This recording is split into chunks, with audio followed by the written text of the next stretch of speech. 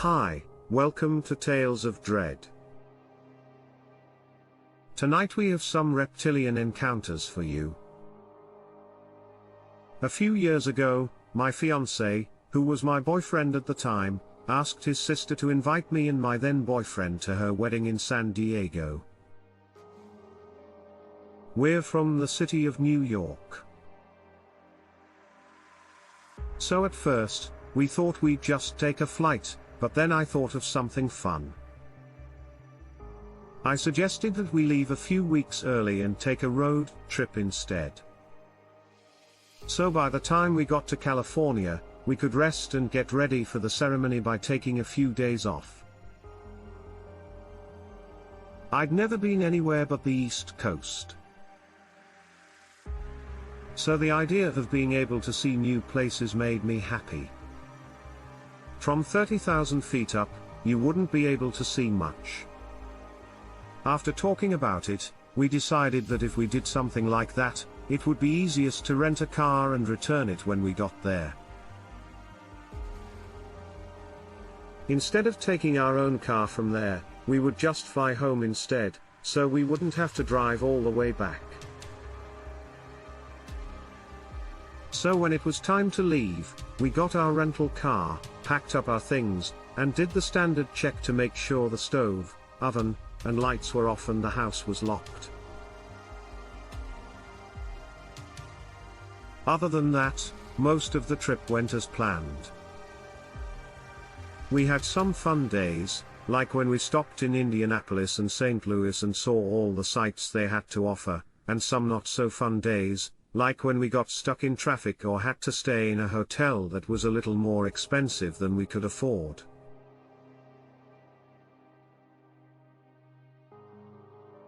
No matter what, it was pretty cool to get to do things. I had never been able to do that before. On the whole, things went pretty well. Until we get to New Mexico. We tripped over something at night. I don't know what it was, but it was enough to cause one of our front tires to pop. After that, the road was so rough that the car was almost bouncing.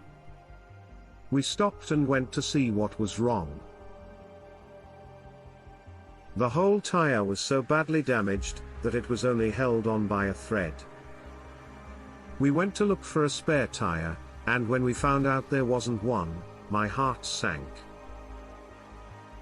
We weren't getting good service or data where we were, so we were pretty much stuck. The good news was that the GPS in our car worked just fine because it used satellites instead of cell towers. The bad news was that it got its power from the car, so if we took it out, it wouldn't work. Then, my boyfriend had an idea. He took out his phone, opened the Notes app, and copied the directions to the closest town. When we got there, it was about 5 miles away. We hoped to find a place to stay and have enough service to call the rental company and let them know about the car. From there, we would see what we could do. But before we did that, we wanted to wait a bit to see if we could flag down another car to speed things up. After about 15 minutes with no luck, we decided to walk the rest of the way. We were both very worried about leaving so many of our things in the car, but we had packed so much that we couldn't take it all with us. Even though we locked the car, it wasn't impossible for someone to break the windows and steal our things, like my dress and his suit, which were both pretty expensive. During the first few minutes of her trip, I can see the outline of a man running from a long way away. It was already late. But I wasn't really scared because I was with my fiancé. I thought it was just a late night jogger, but I didn't understand why he chose to run across the land instead of on the street. Then he turned around, which gave me a different view of what was behind him. I tried to figure out what it was by squinting my eyes. I didn't notice how strange the shape of his face was until then. I had never seen anything so square on a person before. I had to ask my fiancé what it was because it was right next to us. I told him I didn't know, but my best guess was that it was someone who looked strange. I turned on the flashlight on my phone because the man seemed to be getting closer. I guessed because the man's eyes were shining back at us because of the light. Then I saw his whole body for the first time. Its body was a little bit crooked, and the bumps on its back stuck out like spikes. Its arms were much shorter than its legs, and it only seemed to have 4 fingers on each hand. At the end of each finger was a long, sharp, black nail. It had a face that looked like a person's, but it was so strangely shaped that it was almost uncanny. It had snake-like eyes, and I quickly figured out that the thing that was trailing behind it was actually its tail. It didn't have skin. In fact, it looked like it had dark green scales from head to toe. This animal hissed at us, showing us its long, snake-like tongue that had been hidden by its mouth. My fiancé and I ran away yelling for help and screaming, and as we did, something stuck itself behind us and continued to hiss and snarl down below. I can make out a small town's lights. We were too high up on the cliff, though. We were on to find our way down safely. Instead, we had to keep going down the winding road into the city, which could take a long time. Then I came up with an idea. I stopped what I was doing and picked up a few rocks nearby. He asked me what I was up to. When I turned around, I saw one of the creatures. The first one missed, but the second one hit it right in the head. It cried out in pain, and stopped shaking its head for a moment. We kept running, but the monster seemed to be getting even more angry. It started moving faster, but neither we nor it were very fast, and I didn't know if we had enough stamina to outrun whatever it was. When we were almost at the bottom of the cliff, a car drove by loudly honking its horn because we were too close for the driver to like. The animal made a loud noise and ran off to the side. We keep moving forward, though. Even though it didn't seem to be following us anymore, we didn't want to take any chances. We finally stopped to catch our breath as we got close to the town's entrance. Before doing anything else, we went to a nearby McDonald's and got some water. Then, we sat down in one of the booths and tried to figure out what had just happened. My fiancé tried to cheer me up by reminding me that we did get to where we were going in the end. We tried calling the rental company, but all we heard was a recording saying that their offices were closed for the night and that we should try again in the morning. We didn't know what else to do, so we didn't know what to do.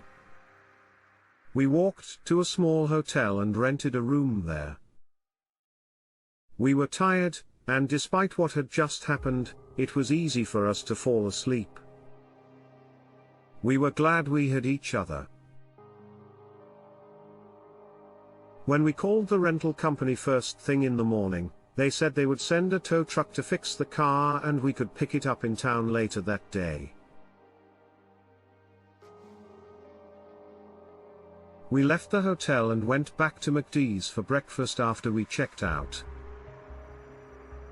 My fiancé says that the only thing he could find that looked like what he saw was a chupacabra, but even then, some pictures made it look like a dog or a coyote, not like a reptile. So we had a hard time figuring out what the hell it was. No matter what, I was just glad it was no longer after us. We walked around town all day while we waited to hear that our car was fixed, but there wasn't much to see. When we finally got the call, we got into our car and checked to make sure everything was still there. When everything seemed fine, we stopped at a gas station to get gas and a few snacks. When we were ready to start driving again, we both laughed a little when we realized we had to go back to the same place. We were chased down so that we could get back on track and head to San Diego. When we got back to the road, I thought I saw light web footprints in the sandier parts of the ground, but I just shook my head and put my feet up on the dashboard to relax. The rest of our trip is fine, and despite what happened, we were able to make the most of it. By the time the wedding came around, we had told the story to many different groups of people over and over again. As expected, a lot of people didn't take it too seriously, and to be fair, we didn't either. Pretending it was just something silly helped us deal with it. I guess a lot of people brought up the chupacabra, like my fiancé did, and some joked that someone from the town was trying to scare tourists away, like in Scooby-Doo. We eventually flew back to New York, and it didn't come up again. After all, we had other things to do, like our jobs and social gatherings. Still, it wasn't long before my fiancé proposed to me, and I think that event and his sister's wedding played a big part in his decision. Maybe I'm making too much of it, but to me it meant that life can throw all kinds of crazy things at you, and if you can handle such an intense experience with someone you love and make it through okay, then the two of you can take on anything.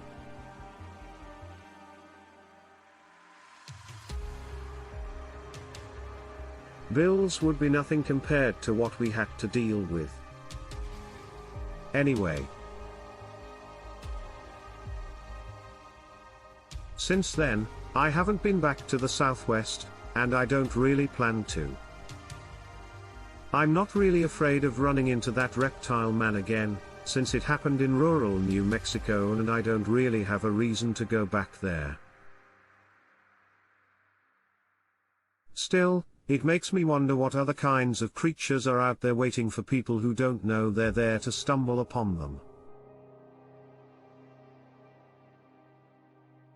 Even where I live, who knows? No matter what, I'm just glad I live in a place where there aren't many reptiles or reptile men. When I was young, every day after school I would go stay with my aunt. She is my aunt, and she lives in a lovely farmhouse on the edge of my town. She grew up in the country, so she is a real country woman. She takes care of hens and ducks. She even has a few cows here and there, though they're just dairy cows now. She gets her own water from the rain, and is the perfect example of a self-reliant woman, or what some people call a prepper. On one occasion. But when I was a kid, I was probably 8 or 9, I saw something terrible and deadly at her house. It happened in the garden, which is big and full of different kinds of flowers. The smells of these flowers are strong enough to make anyone fall in love with them. This is where the event took place, and it was springtime. So the whole place has a beauty that comes from somewhere else. My aunt took really good care of her garden, and it looks beautiful. I was a rowdy 9-year-old boy, so I spent most of my day kicking balls and running around the garden with my younger brothers and sisters.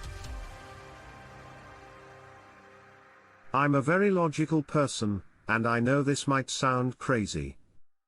I found your channel while watching funny videos on YouTube in the evenings.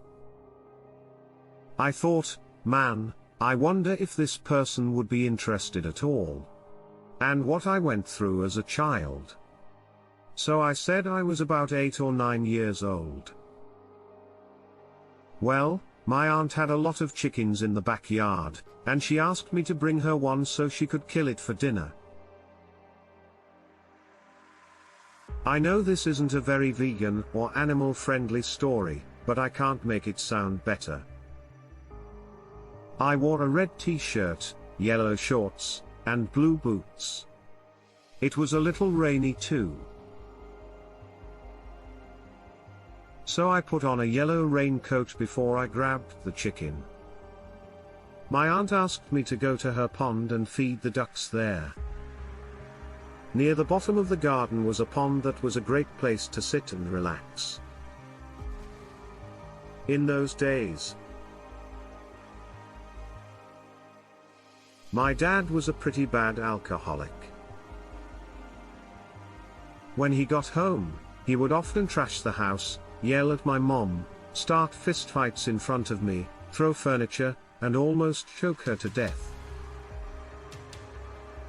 It was very scary and harmful to me, especially as a child. I spent a lot of time at my aunt's because of this. I felt safe there, and the calmest place for me was around her pond, where I could watch the little ducks swim around quickly. On this day, though, as I stood there and threw in little pieces of squished bread, I did not feel at peace. There was a big cloud in the sky, and it looked like it was about to rain. Soon, I started to worry a little because the pond is only about 100 yards from my aunt's house, and I knew she would be mad if I got wet. I kept standing there and watching the ducks. Then I saw something strange and scary. There was a little bit of blood in the corner of the pond, as if one of the ducks had been bleeding. I looked in the pond to see if there was anything else I could see.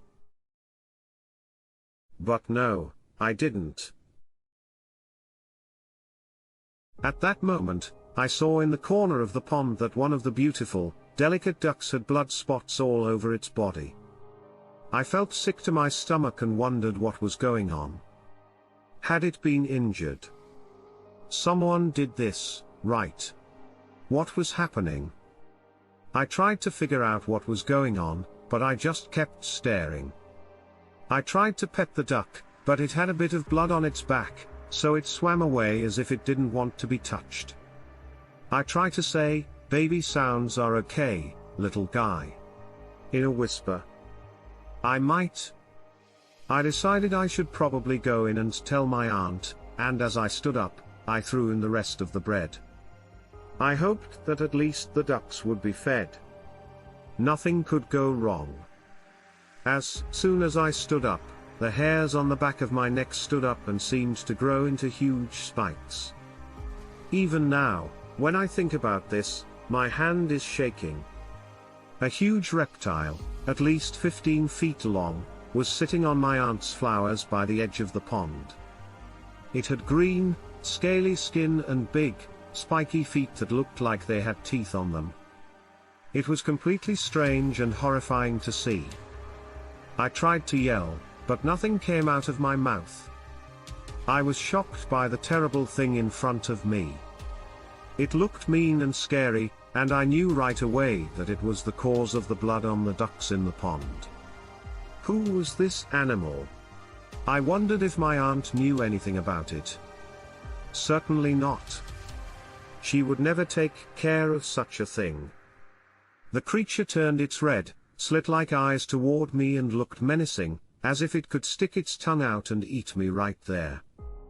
I screamed as loud as I could, and then I ran back to my aunt. I didn't turn around until I was inside and the thing was gone.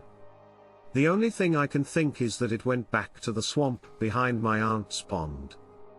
She put her hand on my head and could feel the cold sweat running down my forehead. She knew I was telling the truth. It was the strangest thing, but she made me some hot tea and let me sleep with her that night. In the fall of that year, my aunt suddenly died of a heart attack. At the time, she was very upset because most of her farm animals were getting sick and dying or just going away. Environmental health officers and vets said it was because of the pollution in the air, but I thought this animal had something to do with it. No matter what it was horrible. It didn't look like an alligator. Instead, it looked more like a giant lizard that had been mutated. I don't know how to describe it because I've never seen such a strange-looking animal. It was there at first, but after I ran away, it was no longer there. I almost wonder if it was going to sneak up on me and eat me whole, because it was right where I wouldn't have seen it if I hadn't turned to look at it. It could have come right up on me if I hadn't seen it. Anyway, like I said, my aunt had a heart attack later that year, but it was again. I think she was going through a lot of stress because she was losing a lot of her livestock and her favorite cows, and they couldn't find any sign of them anywhere, not even a body. So again, I don't know how to sum it up, but I do know that I'm not crazy and that this did happen to me. What I saw was real, I know that. In the early 2000s, when I was in college, I spent a lot of time partying. I'm 39 years old, married, and have 2 kids. I couldn't be happier with my life. Back then, I know I drank too much. Hey, I might have smoked a little pot here and there, but I was mostly a good kid. I grew up in the middle of the country, so I always knew I wanted to make my mom and dad proud. So I knew how to avoid hanging out with the wrong people. Well, I tried, but one night when I was in my dorm, the sky was knocking on people's doors. I heard him mumbling, but I didn't understand what he was saying. At the time, I was doing an assignment on my desktop and hoped he wouldn't knock on mine. But he did, of course. Sky's hair was black, her eyes were dark, and she wore a long leather jacket. He had a blank look on his face and shady eyes. But he put out his arm and showed me something. He was high on something. He asked me if I wanted to buy it, but I said no, of course. At the time, the only drug I'd ever try was weed, and even that made me feel very sleepy. I closed the door right in the guy's face. I had the weirdest feeling. He got mad at me. Just by the way he looked at me, I felt like he could have killed me right there and then and not cared. I guess that if you want to be a drug dealer, you have to put aside your feelings and just think about making money. After he left, I went into the kitchen with my roommate to talk about it. He didn't know who let this person into our dorm. It was very dangerous and very risky. I mean, he could have drugged and raped a weak girl if he had found one. We were very worried, but since we had already had a problem, we didn't want to tell the campus authorities. After getting drunk, I messed up our house. The campus officials told us that if we caused any more trouble, they would have to kick us out. At the age of 19, I couldn't think of anything worse than having to move back in with my parents. Now that I was on my own, I worked hard and enjoyed a cold beer in the evening. I could wake up whenever I wanted and eat whatever I wanted. My friend and I chose to keep quiet. We'd just keep an eye out for anything else that seemed strange. We'd also tell the other people in the hallway to stay alert and not get too drunk until we knew more about the sky and who or what it was that was after us. I went to bed that night around 11 p.m. I was tired, and the next day I had a big test. Around 2 a.m., I woke up because I heard shouting outside my window. When I got up and put my feet on the cold floor, I groaned and pulled back the curtain to see what was going on. The same guy from earlier was standing right outside my room, about 10 yards away. He was talking to a girl who sat on the sidewalk with her face in her hands and looked like she was drunk. I felt sick. I knew I needed to take action. Even though I was only wearing boxers and a housecoat, I put on my housecoat and the first pair of shoes I could find. I knew I didn't have time to dress. This guy was clearly in danger, and if she took drugs, he might die. This guy was bad, and I wanted to tell him what I thought of him. I went outside to talk to him, but when I turned the corner where my bedroom faces, I couldn't see anyone. Even the girl wasn't there. I was scared. I looked in every direction. At that very moment, my eyes got as big as footballs. A big animal that looked like a reptile was staring at me. It was standing right where the girl had been a few minutes before. This thing looks like the perfect combination of a human and a lizard. This thing was very big and stood about 10 feet tall. It had slimy, scaly green skin, a bald head, and huge yellow eyes. I got sick and felt like I'd been shot right in the stomach. I felt like I was going to pass out because my shoulders got heavy and my breathing slowed down. The creature, which I still think of as a demon to this day, kept staring at me after I had a massive stroke. I raised my hands as if I were giving up, just in case it came at me. I couldn't take in what I was seeing, but I knew in the back of my mind that it wasn't a dream. The wind was blowing, and I was aware of how vulnerable I was. My mind raced. What was going on? Was it a joke? Or I might have taken ecstasy without even knowing it. All of this was a dream, and nothing made sense. But I felt fine on the inside. I did not feel like I was high on drugs. I knew what I was seeing was real because it was too cruel and animalistic to be another person in a costume. The creature made a sound like it was laughing at me, and then, without breaking eye contact, it slowly moved back into the bushes until it was gone. Well, I say they were bushes, but they were more like hedges because they surrounded this thing as it stood back into them. I went back inside and made a cup of hot coffee for myself. When I picked up the phone to call the police, I changed my mind. I was afraid I would look crazy. And I knew that if they did a drug test, they might find traces of marijuana or alcohol, and I didn't want to get a bad name or record.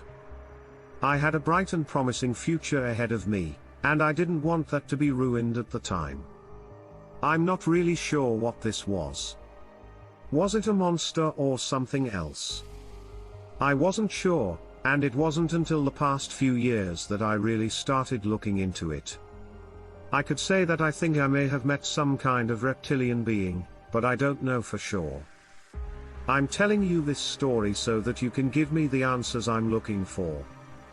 I've lived in a rural part of Mississippi for the past 6 years, and it's pretty common to hear different animal sounds. Still, I can't tell what animal is making the sound I've been hearing lately. It's not unusual to hear coyotes howling like that. My partner thinks this was a coyote. But let's be honest, a coyote doesn't sound like a dinosaur yelling.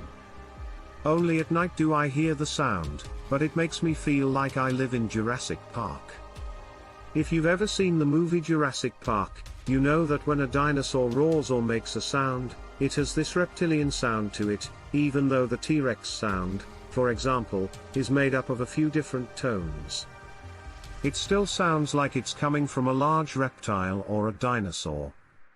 I'm telling you this and putting it in my email because that's the only way I can accurately describe and explain how it sounds. It doesn't sound like a coyote, and my partner seems to want to argue with me. I don't know if he's scared or what's going on, but it doesn't sound right and is unlike anything I've ever heard. We live near a pretty big area of swamp land. So that's already a point against us. I've heard all kinds of weird scary stories about people getting lost in swamps and all the monsters, quote-unquote monsters, that live in swamps.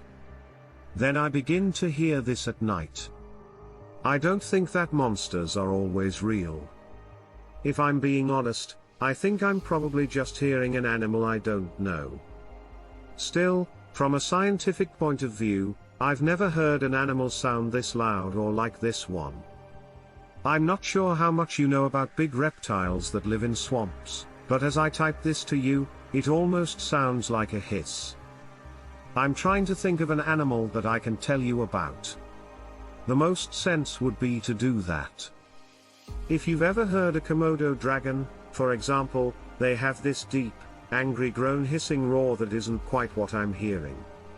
But think about if that was louder and had more of a roaring, guttural sound to it. Now you're getting closer to what I'm hearing again. A reptile sounds like a reptile, and there's no mistaking that.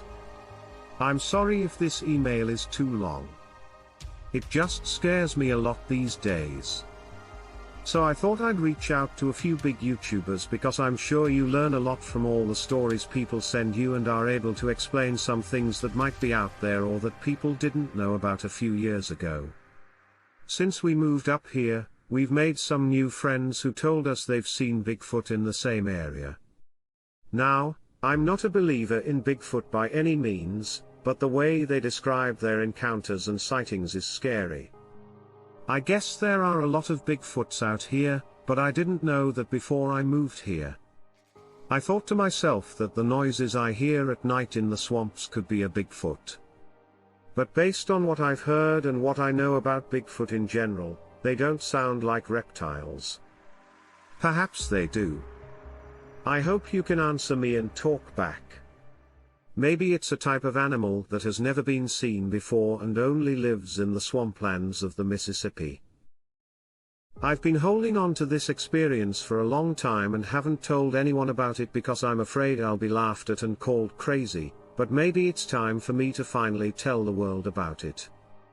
After hearing all of the stories that people have told you, it gave me the courage to talk about what happened to me in Columbus, Mississippi, in the late summer of 1979.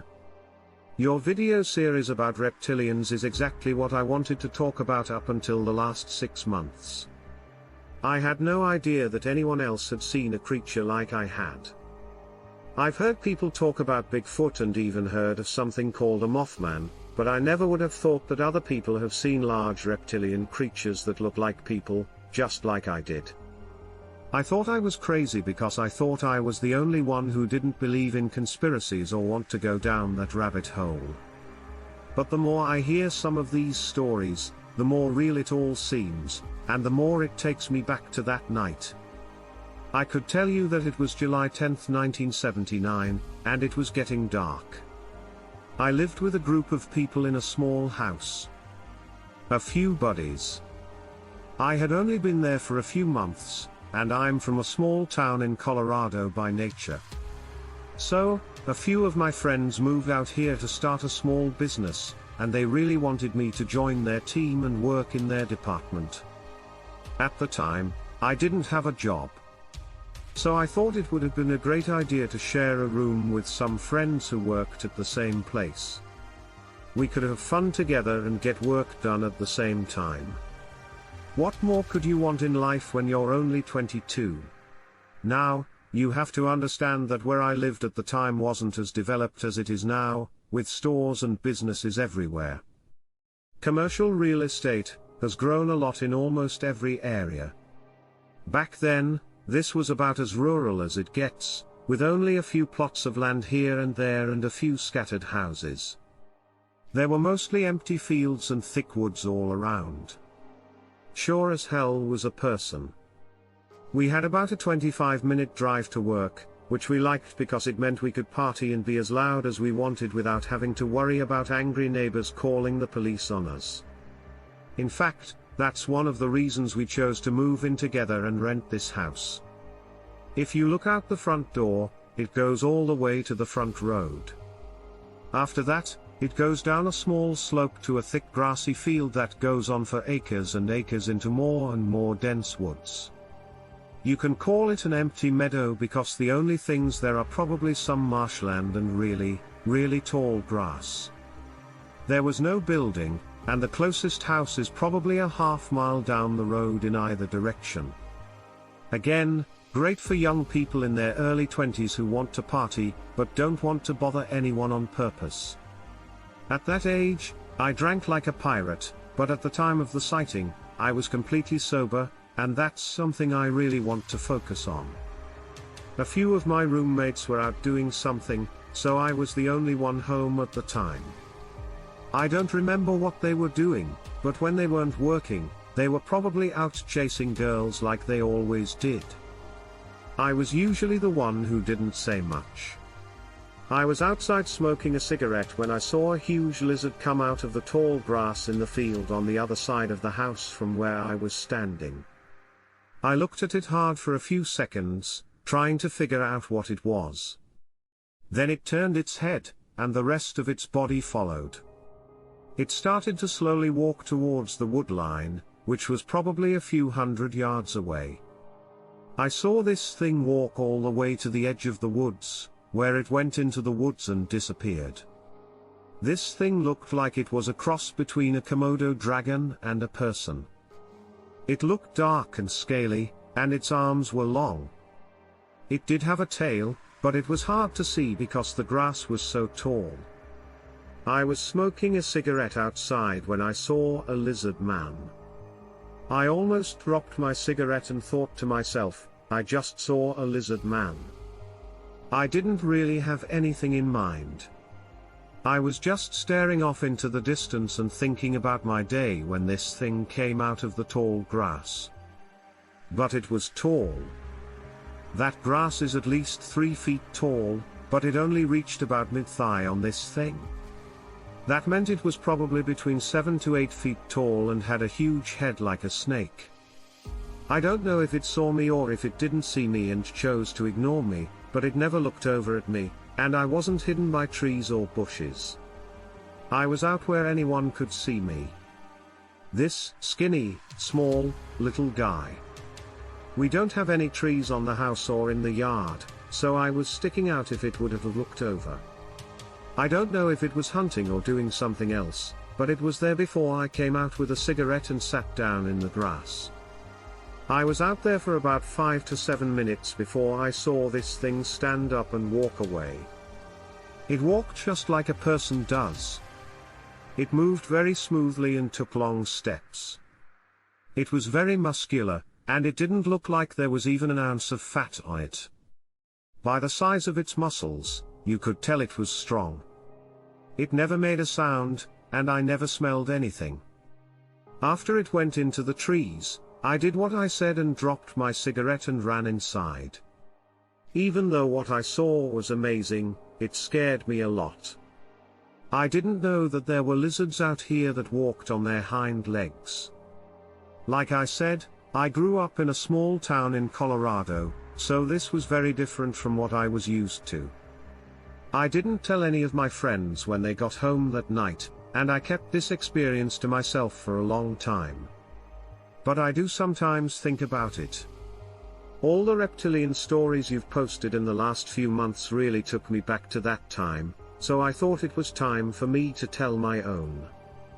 Now, I know that many of the stories you tell are about very different animals, most of which act very mean and hostile. Well, I don't think I saw any of the things you said you saw. But you can be sure that it was a humanoid-looking reptile that walked upright. It was huge and very tall.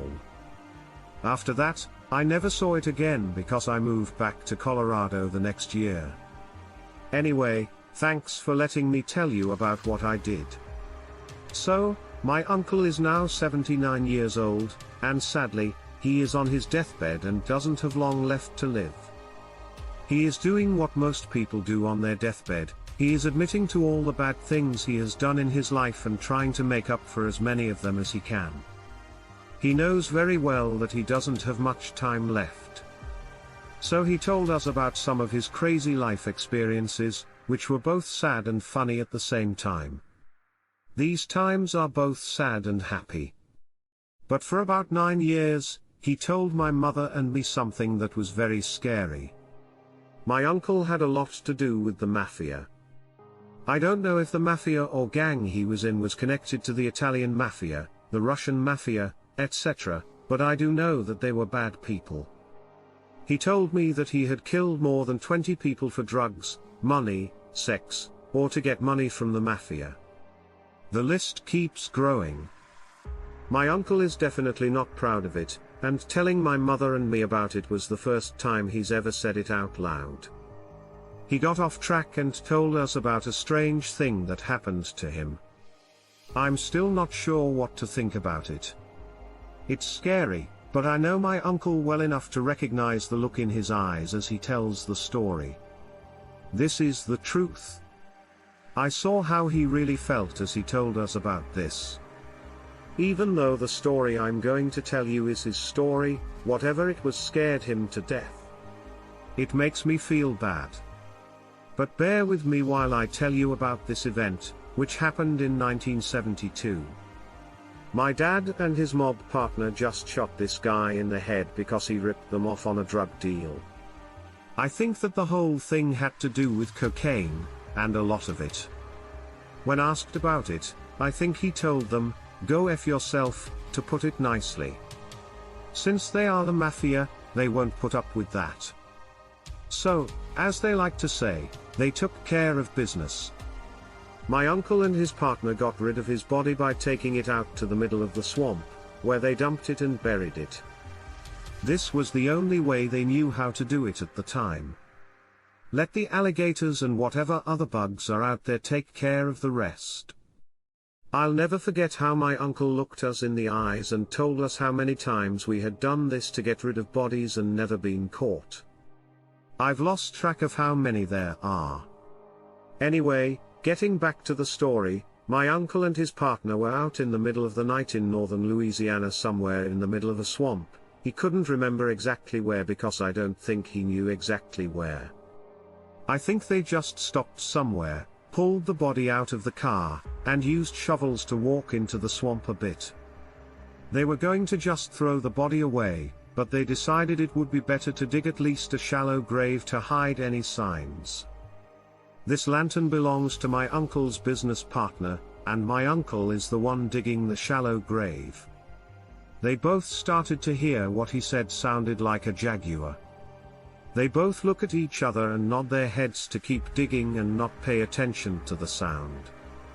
My uncle keeps digging, and he says, "I had just pushed the shovel into the soft ground, pressed it in with my foot, and heard my partner scream bloody murder.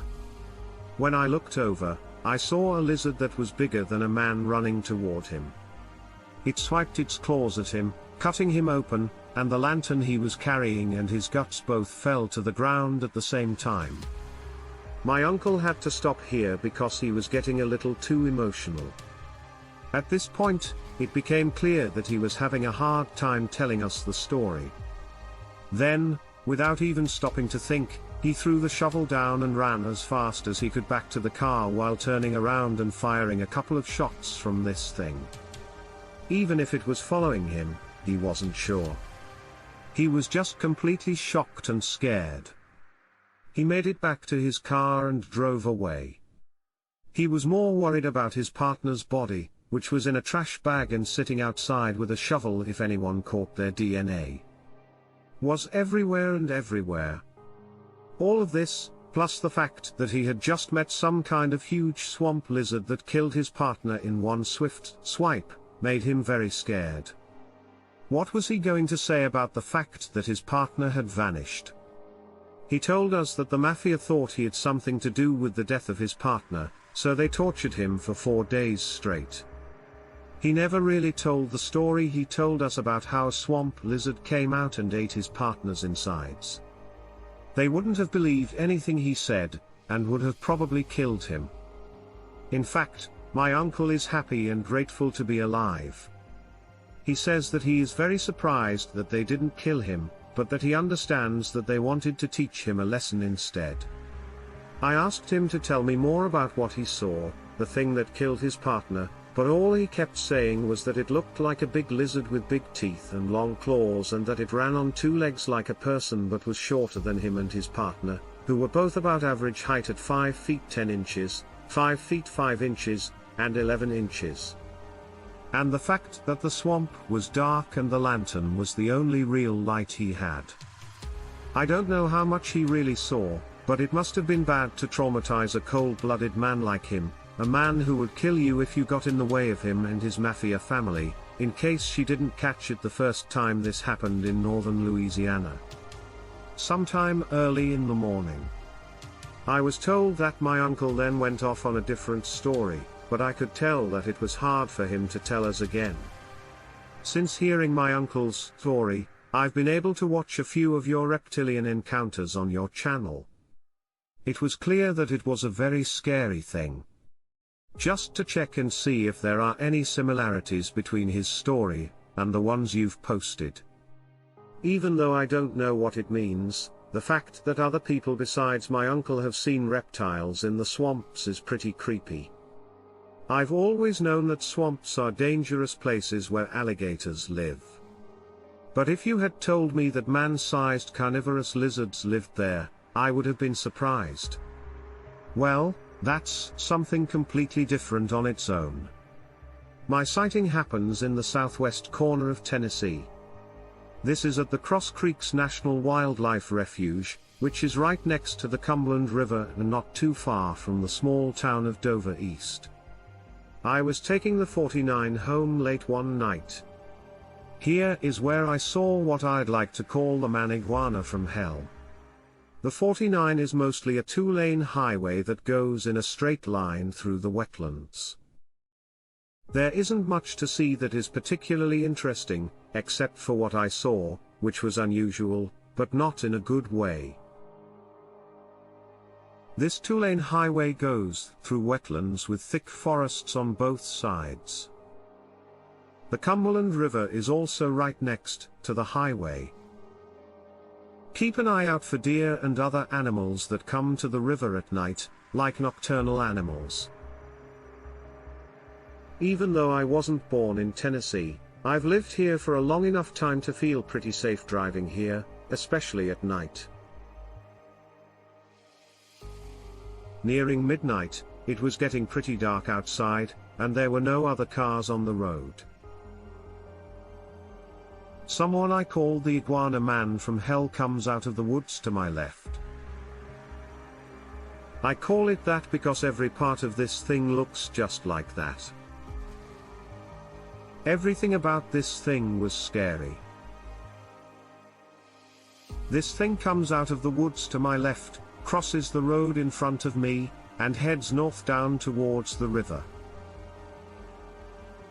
This thing was so big that an adult doe's dead body was hanging from its mouth. This thing is probably about 9 feet tall. And if I had to guess, I'd say this thing was easily 5 feet tall. It was a whole king lizard. It's like you crossed Conan the Barbarian with an iguana that looks like a devil. The head looked like a person, and an iguana had a baby, which is where I got the name. This thing just looked evil.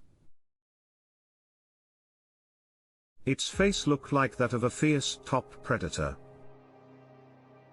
The whole thing looked like it didn't belong, and it was big and strong enough to carry a whole dead deer in its mouth. Exactly nothing. This thing just strolls out of the woods, crosses the road, and walks down into the river. The whole thing was lit up by my headlights because it walked right in front of my car. But I didn't care about it. Didn't even look at me.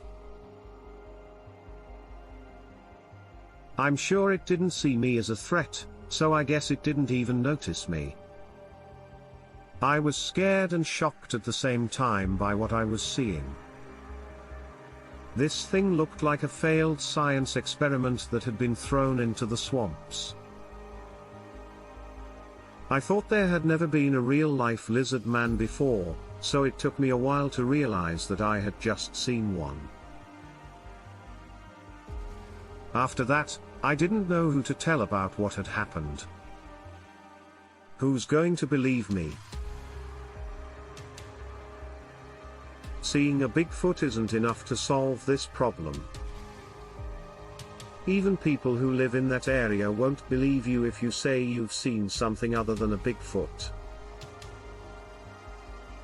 They were the first people I told about what happened, and even they didn't want to believe me. I went through a time when I tried to convince myself that I had finished everything. But I came to my senses in the end and saw that this is true. This was a real creature that moved and breathed, and it scared me to death. Just recently, I've learned to be too careful when I drive, especially at night. I do tell people my stories sometimes, but most of them don't believe me, which is fine.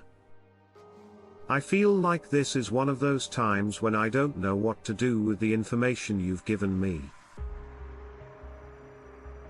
So it's more about being careful and knowing that there are things out there that we don't quite understand. The lesson of my story is that you should always be as aware of your surroundings as you can. You probably aren't surprised that missionaries who have gone deep into the Amazon rainforest have told you that dinosaurs still live there. Have seen things that many long-gone tribes have never seen, such as real sauropods that moved and breathed. These aren't the only times that big reptiles have been seen. Even though details about these sightings may be as hard to find as dinosaurs themselves. People have also seen things in the deserts of Arizona that many people think are some kind of velociraptor, not like the ones in Jurassic Park, but ones that look more like birds. There is at least some evidence that these things do exist. Still, the real point of this message is to tell you about some of the things that happened near Guantanamo Bay in Cuba. Now, Guantanamo Bay has a pretty bad name, but not because people have seen dinosaurs there. Instead, it is known for things like violence and tyranny. Over the years, many people, from people who live on the islands to US Marines, have said they saw the same pterosaur-like creature. Some of these stories go all the way back to 1965 and even before that, because technology has improved and people travel between the US and Cuba more often. There have been many more sightings, and many of them have not been recorded. One pair of US soldiers who both still work for the Navy and would rather not be named. People around Papua New Guinea in 1984 said they saw this creature that looked like a pterosaur. But they wouldn't tell us what happened until much later in 2009. Both of them said that the pterodactyls in the Jurassic Park movies weren't too different from how they saw them. Even though their skin color and texture were the same, these creatures looked a little bit different. They were about as tall as a man, but their bills were full of tiny, sharp teeth, which is what you'd expect from a predatory ocean bird. It shouldn't be too much of a surprise that something like this can live in places where people don't go, like Papua New Guinea, and many parts of Cuba. Even though they have access to modern technology, they are good at hiding and staying out of sight. The good news is that they don't seem to be hostile or aggressive in any way. Maybe if you saw their babies, but that's normal for any animal, whether it's a bird, dinosaur, or mammal. I wouldn't exactly put these things in the same category as cryptids and other strange things. This seems like a situation similar to that of a sturgeon, which just needs to live in the right conditions to stay alive for all these years. Sturgeon are much more well known because people fish and find them all the time. It's much easier to see what's at the bottom of lakes and rivers than it is to see what's on the top of New Guinea or deep in the jungles of Cuba. It could be a situation like with endangered species, where there are only a few of them or a very small population. Again, there are a lot of locals and villagers who have heard stories about these things or have seen them for themselves. I haven't been able to find anything in a face-to-face encounter with one of these things, but that's because nobody I know has been brave enough to travel to some of the altitudes where these things probably live.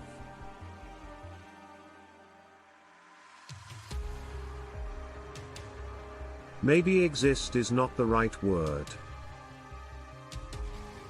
Whatever their nests or dens look like, they're probably perched on top of places that humans could never get to. In 1965, Patty Carson and her brother were said to have seen a real pterosaur near the Guantanamo military base. This shows that there have been sightings before 1980, when 2 naval marines and a US Marine named S. Cancun saw 2 large pterodactyls at the same Guantanamo military base. But that happened back in 1971. But people haven't only seen supposed pterosaurs in Cuba and New Guinea. People have seen them all over the United States, along with what some people call thunderbirds, which I am sure are 2 different kinds of animals.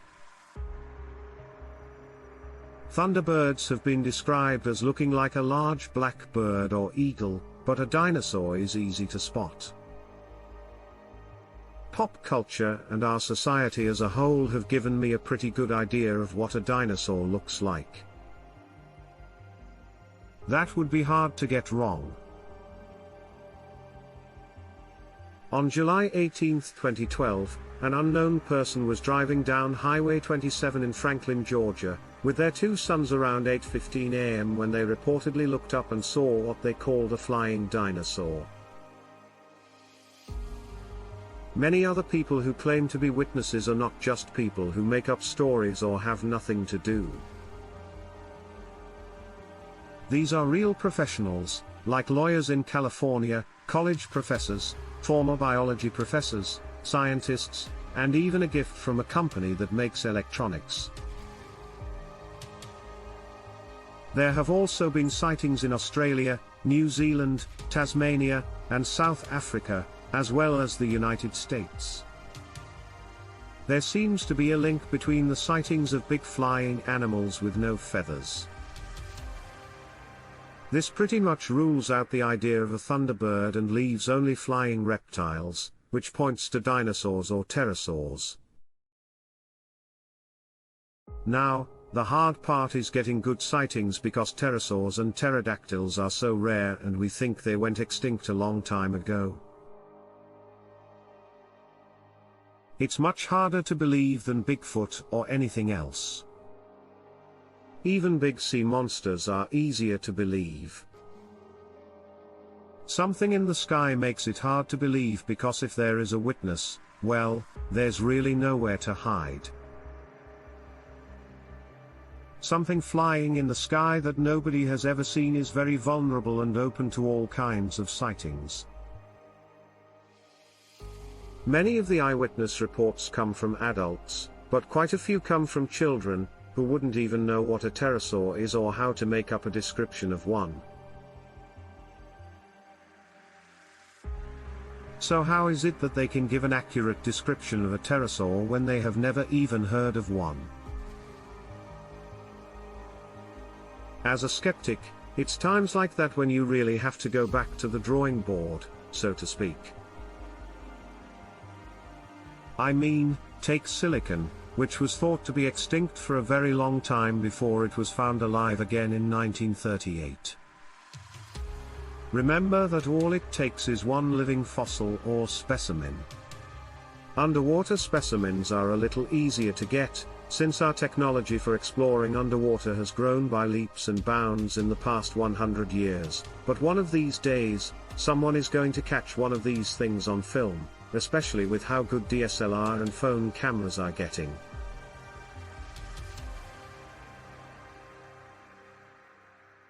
The real question is, if these things are showing up in public, even if it's in small amounts, where are they nesting? It can't be on top of a cell phone tower or telephone pole, so it must be up high. No one really knows how far these things can go. They might even dig holes and build nests in the ground. But once again, no one has a living species to know for sure. Trying to find out more. I found an anonymous report from a person who says they saw one of these pterosaurs when they were 12 years old. This person is now 67 years old. Around 1960 and 1961 in Ontario, Canada. Here is what happened. It was a grey, rainy morning in the fall. Just then, it stopped raining. So, during our morning break, we kids had to go outside. It was cold and rainy, and a low fog hung just 20 feet above the ground. We started playing ball, but soon gave up because the ball kept getting lost in the fog. So we gave up and decided to wait for the bell. We heard screams all of a sudden. When we looked up, the girls and the ones farthest from us were pointing and screaming into the fog bank above us. The girls below them then started to scream and point into the fog. Like the other boys, I was interested. So we put ourselves under the fog, hoping to be able to see what they were yelling about. I can still remember holding my balance by spreading my legs apart as I looked up at a big cloud. All of a sudden, it looked like a blackbird the size of an airplane was quietly gliding just below the fog bank. We could see where it was going because it was so low. Keeping an eye on the ground? It looked like it was only about 20 feet above my head, and I could see it very clearly. The first thing I noticed about it was, of course, how big it was. I was right under one wing, and it was wider than me and a group of my friends put together. I'd say one wing was about 20 feet long. Then I saw that it had a pointy beak that was about 3 feet long and a smaller bump on the back of its head that didn't look like a beak. When people report things like this without giving their names, there is usually not much to gain. So there isn't much reason to work on a fictionist story. While going over the idea that most of these so-called pterosaurs are not mean or dangerous. There have been reports of so-called big flying things killing people on the mainland of Papua New Guinea and in villages near cities. Even adults have been taken away by these things. Even though news like that rarely, if ever, makes it to the West, especially when it's about something like a crypt. Before I end this email to you, there's one last thing I'd like to say. It almost seems like we care for a revered flying god. Even though it's usually drawn with feathers in Aztec and Mayan art, it's very likely that it was drawn from a pterosaur of some kind. Back then, people lived in jungles that were mostly empty, so there were probably a lot of flying animals around.